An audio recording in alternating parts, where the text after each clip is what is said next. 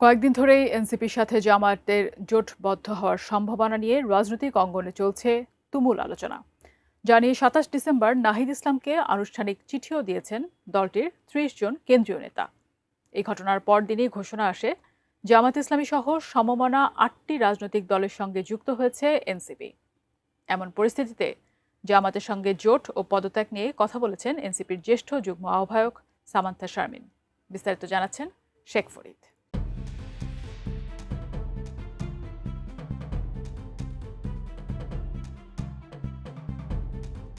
জামায়াতের সঙ্গে জোট ও নিজের পদত্যাগ নিয়ে মুখ খুলেছেন এনসিপির জ্যেষ্ঠ যুগ্ম আহ্বায়ক সামান্থা শারমিন। ২৮ ডিসেম্বর জামায়াতের সংবাদ সম্মেলনের পর সামাজিক মাধ্যম ফেসবুকে নিজের প্রতিক্রিয়া জানিয়েছেন তিনি।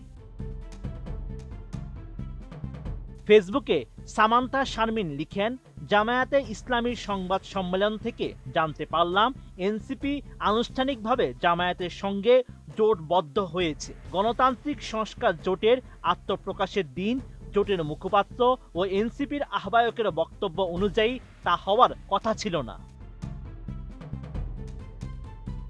এনসিপির জ্যেষ্ঠ আহ্বায়ক আরও জানান, ৩ দলের একটি দল রাষ্ট্র সংস্কার আন্দোলন এরই মধ্যে তাদের সঙ্গে চুক্তি ভঙ্গের কথা উল্লেখ করেছে। এমনকি আনুষ্ঠানিকভাবে না জানিয়ে আসন সমঝোতার দিকে গেছে এনসিপি, তাও উল্লেখ করেছেন। স্বাস্থ্যকর অল টাইম ফ্যামিলি কেক, সব সময় অল টাইম হেলদি লাইফ। তৃতীয় শক্তি তৈরির উদ্যোগকে ব্যাহত করে এমন অবস্থান জাতীয় নাগরিক পার্টির মূলধারাকে ক্ষতিগ্রস্ত করছে বলে মন্তব্য করেন সামান্থা। ফেসবুকে তিনি লিখেন, আমি এনসিপির এতদিনের সব বক্তব্যকে ধারণ করি, স্বাগত জানাই।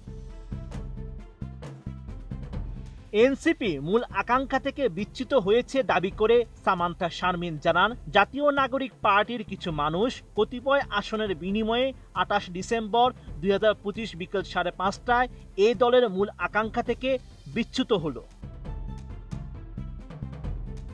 পদত্যাগের বিষয়ে এনসিপির এই নেত্রী লিখেন, আমি পদত্যাগ করার কোনো যৌক্তিকতা দেখছি না, যেহেতু আমি এনসিপির আনুষ্ঠানিক সব বয়ান সাবস্ক্রাইব করি। কেউ কেউ বিচ্যুত হলেও দল হিসেবে এনসিপি সঠিক অবস্থানেই ছিল।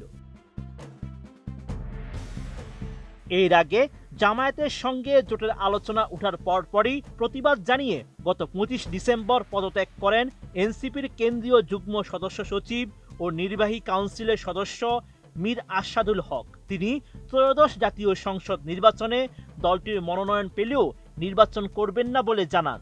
এরপর গত ২৭ ডিসেম্বর পদত্যাগ করেন জ্যেষ্ঠ যুগ্ম সদস্য সচিব ডাক্তার তাসনিম জারা। আজ পদত্যাগের ঘোষণা দেন যুগ্ম আহ্বায়ক তাজনুভা জাবিন। Sheikh Farid, ATN news.